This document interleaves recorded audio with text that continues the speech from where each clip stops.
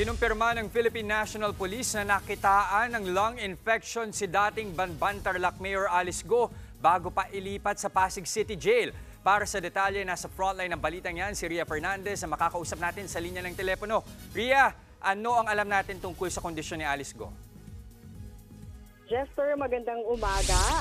9:33 a.m. ang official time ng turnover ng PNP sa BJMP dito sa Pasig City kay Alice Go, no? At ang sabi sa atin ng tagapagsalita ng BJMP na si Sir J. Rex Busterera, tanging yung BJMP jogging pants at yellow PDL shirt ang kanyang suot. At kapansin-pansin din na nakasuot na rin siya ng face mask.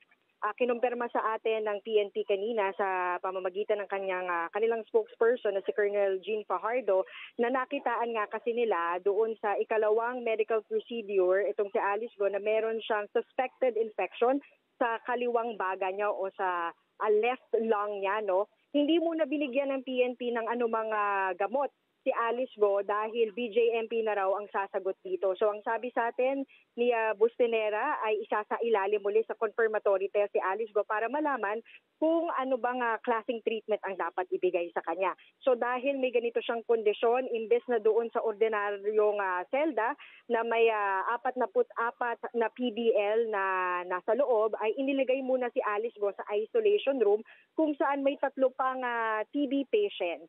Yung TB patients naman daw ay may 1 buwan na raw na ginagamot kaya ang sabi daw ng doktor dito ay hindi na nakahawa.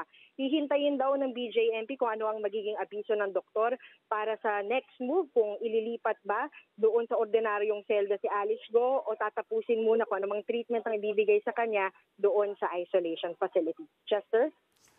Maraming salamat, Ria Fernandez. Mga kapatid, Jess De Los Santos po, huwag magpauli sa mga umaaksyong balita at napapanahong issue sa bansa. Para sa mas malawak na balitaan, mag-subscribe at mag-follow sa social media pages ng News 5.